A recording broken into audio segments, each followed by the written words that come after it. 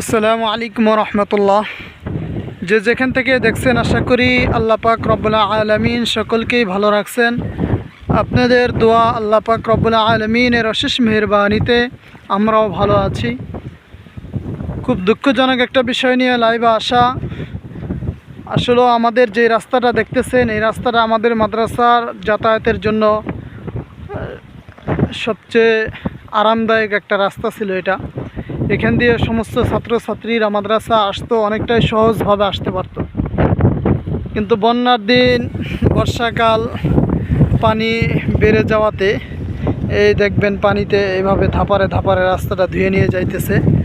আসলে রাস্তাটা প্রায় অর্ধাবর্ধি, কোনো জায়গায় অর্ধেক, কোনো জায়গায় 3 ভাগের 1 ভাগ। প্রায় এইভাবে আজকে সারাদিন যে আমাদের এখানে প্রচণ্ড বাতাস, এই বাতাসের যে ধাপার তৈরি হয়, ধাপারের মধ্যে এই রাস্তাটা ধুয়ে চলে যাইতেছে।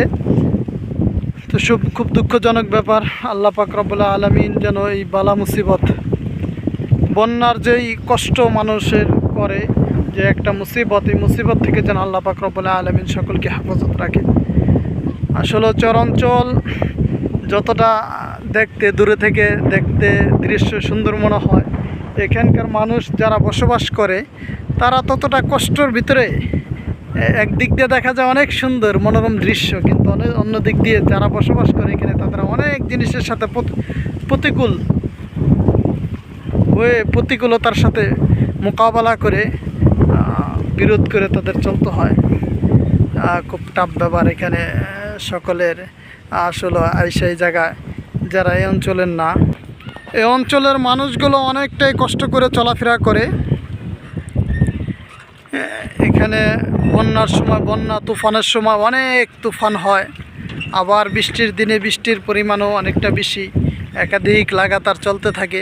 হাট বাজারের কষ্ট, সবচেয়ে বেশি কষ্ট হলো চরের ভিতরে আমার মনে হয়, সেটা হলো যাতায়াত ব্যবস্থা। যাতায়াত ব্যবস্থার কষ্টটা মারাত্মক। এখানে সংযোগ রাস্তাগুলো, এই যে বন্যার দিন আসছে, সম্পূর্ণ সংযোগ রাস্তা বিচ্ছিন্ন। না নৌকা দিয়ে চলাফেরা করা যায়, না হাইটা চলাফেরা করা যায়। একাধিক নৌকা পাল্টাইতে হয়, একাধিক জায়গায় হাঁটতে হয় এক জায়গা থেকে আরেক জায়গায় যেতে হলে। তো আসলে এইগুলো অনেকটা কষ্টকর। সব কষ্টের মধ্যে এখানে যারা বসবাস করে তাদের আসলেও আরাম পায় অনেক দিক দিয়ে খেয়াল করে। এখানে চরের মানুষ খুব কমই সবজি কিনে খায়, এটা হলো বড় প্রধান তাদের উপকার, মানে সুবিধার দিক। এখানে অনেক জিনিস কেনা লাগে না, নিজেরা চাষাবাদ করে চলাফেরা করতে পারে। উন্মুক্ত বাতাস, নদীর তাজা মাছ। এই মাদ্রাসার সামনেই, এই মাদ্রাসা এখান দিয়ে এই যে বরাবরই সামনে, পুরো দেখতে এখন নদীর মতো, অথচ এখানেই পানি চলে গেলে কিন্তু এখানেই ধান চাষ হয়। একেবারে কেউ যদি ধারা দেখে, বড় বড় ঢেউ, মনে হবে যে একেবারে এটা একটা মনে হয় বিশাল নদী। আসলে এটা একটা খালের কিছু পানি, বর্ষাকালে যে সময়টা, এই সময়টা পানি থাকে, পরে পানি চলে যায়। এখানে আবার ধান চাষাবাদ করা হয়, ধানের জমিন।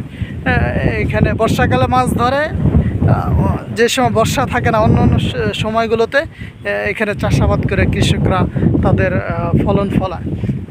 তো সকলের নিকট দোয়া চাই, সকলে দোয়া করবেন আল্লাহ পাক রব্বুল আলামিন যেন চরের মানুষকে সকল ধরনের বালা মুসিবত থেকে হেফাজত রাখে।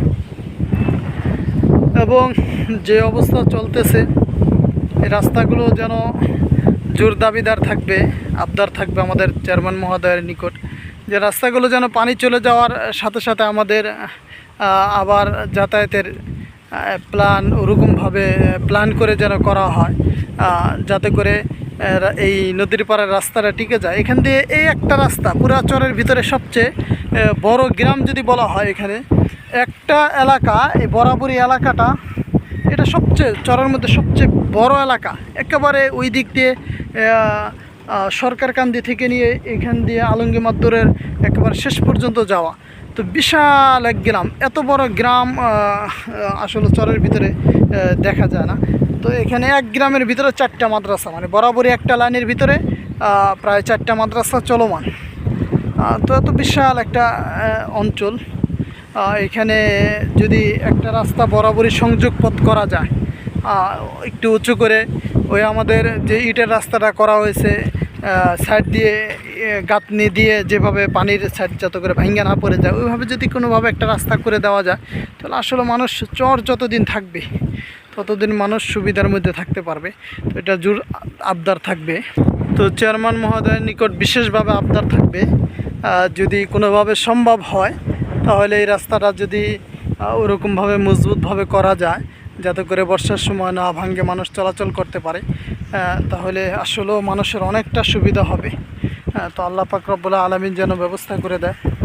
তো সকলের নিকট দোয়া চাই, সকলেই বিশেষভাবে আমাদের জন্য দোয়া করবেন। আর বিশেষভাবে যাতে করে চরের মানুষগুলো সকল ধরনের বালা মুসিবত থেকে হেফাজত রাখে। বর্ষাকালে অনেক ধরনের বিপদ আপদ হয়, বিশেষ করে পানি হলে গবাদি পশু পাখি রাখা, পশুগুলো আসলেও এখানে রাখাটা অনেকটা কষ্টকর হয়ে যায় উঁচু জায়গা ছাড়া। এখান দিয়ে যেভাবে ভাঙ্গা চলে আসতেছে, মাদ্রাসার জায়গাটাও আসলে বিপদ মুক্ত নয়, অনেকটাই আশঙ্কাবোধ হইতেছে। তো সকলের নিকট দোয়া চাই, আল্লাহ তাআলা চাইলে কিছুই হবে না, আর আল্লাহ তাআলা পরীক্ষা নিতে চাইলে বান্দার অনেক কিছুই হওয়া সম্ভব। তো যাই হোক, সকলের নিকট দোয়া চাই যাতে করে মাদ্রাসার এই রাস্তাটাও, মাদ্রাসার মাটিগুলো যেন আল্লাহ পাক হেফাজত করেন, সকল ধরনের বালা মুসিবত থেকে যেন চরের মানুষকে হেফাজত করেন। আল্লাহ তাআলা আমাদের সকলকে যেন কবুল করেন, এটা হলো বড় বিষয়। তো সকলের সুস্থতা, দীর্ঘায়ু এবং সফলতা কামনা করে এখানেই শেষ করছি। সকলে ভালো থাকেন। আসসালামু আলাইকুম ওয়া রাহমাতুল্লাহ।